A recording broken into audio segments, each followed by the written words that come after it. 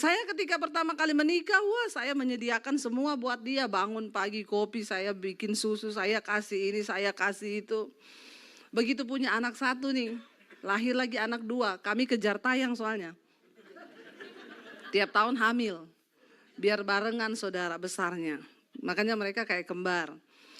Lalu akhirnya saya mulai capek ya, tanpa pembantu ya, membesarkan 3 anak.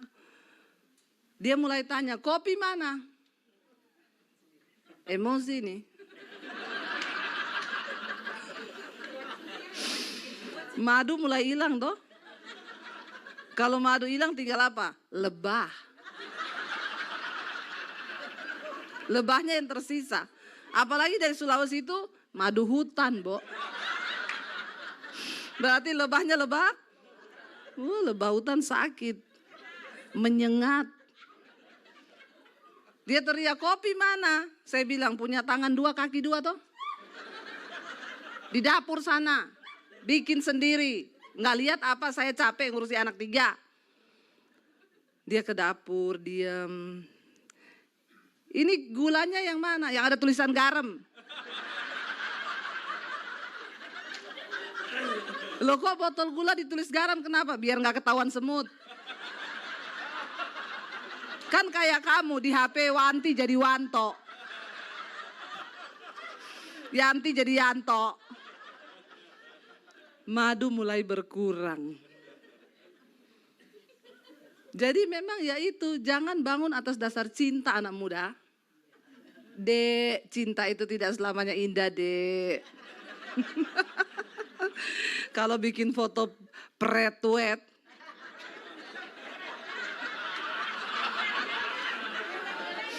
saya suka bilang, oh lagi foto pretwet ya. Iya, foto pretwet. Satu di batu karang, satu di gunung. Wih, satu di air laut, diterpa ombak. Gaunnya begitu, satu pegangan tangan. Wih, pretwet. Begitu afterwet, mau jatuh di jurang dijorokin. Iya apa ya? Nggak usah ngetawain diri sendiri. Iya, akhirnya terjadi itu, bikin sendiri. Capek saudara, saya masih ngepel rumah bersih ini, urus anak. Egonya muncul, madunya habis, tinggal lebahnya. Ya, lalu saya mulai ngomong sama dia, kamu tahu nggak papi saya? Papi saya itu kepala kantor, tapi pulang masak di rumah. Mami saya duduk dibikinin kopi. Nggak kayak kamu, suami karunianya bos. Dia jawab gini, emak saya itu loh. Emak saya itu layani bapakku udah kayak rojo. Bapakku itu cuma duduk di meja, teriak, nasi, inggih. Kopi, inggih. Kerupuk, inggih. Oh jadi mamahmu itu istri terbaik. Ya begitulah. Ya udah kalau gitu kita nikahkan aja makmu sama papi saya. Biar rumah tangga mereka jadi yang terbaik. Kita membawa budaya dari masa kecil. Saya melihat papi saya itu menjadi seorang bapak tuh begitu. Suami saya melihat keluarganya itu begitu. Terus bagaimana kita bisa sepakat kalau kita membawa semua masa lalu kita, budaya-budaya kita, dan kita meniru itu, lalu kita ingin menjadikan itu dalam rumah tangga kita.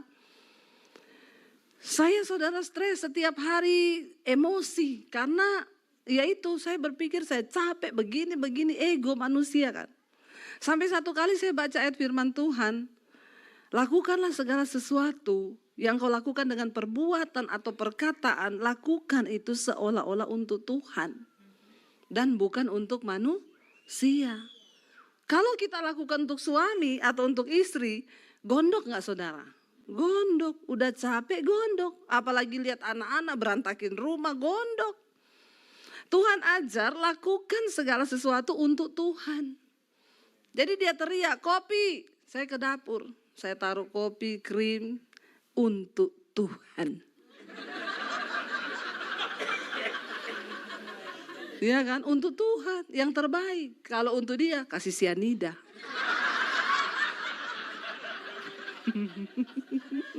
Kenapa ada kopi pakai sianida? Karena orang bikin kopi dengan hati yang terluka. Amin Bapak Ibu. Satu kali ada ibu-ibu ngomong sama saya, Bu, suami saya selingkuh, Bu.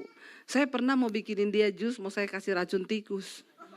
Ih, jangan loh, Bu, nanti ibu di penjara. Iya, saya pikir-pikir kalau dia mati saya di penjara, rugi saya, Bu. Akhirnya, Bu, setiap pagi saya kasih insulin. Padahal suami saya tidak sakit gula.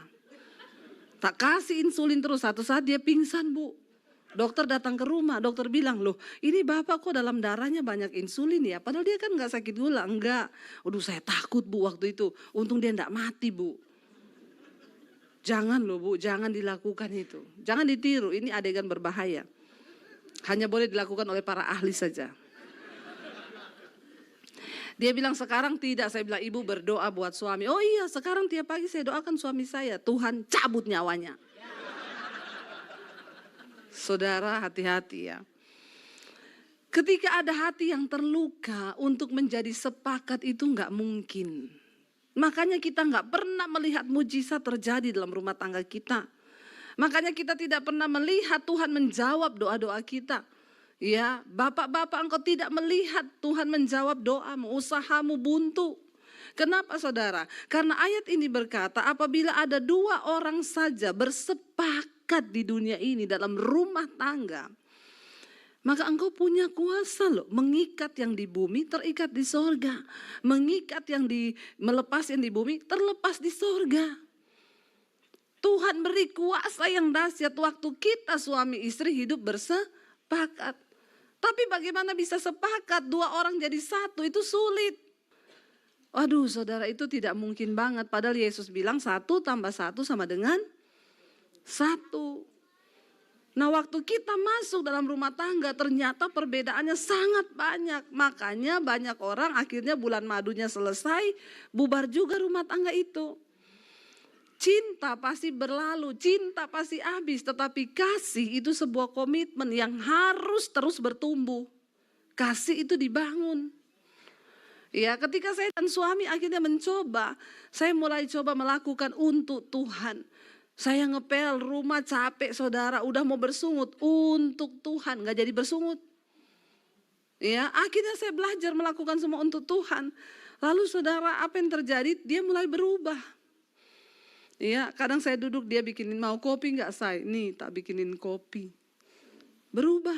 Tapi kalau kita menuntut terus, gak mungkin orang berubah. Yang ada salah paham, berantem, ribut.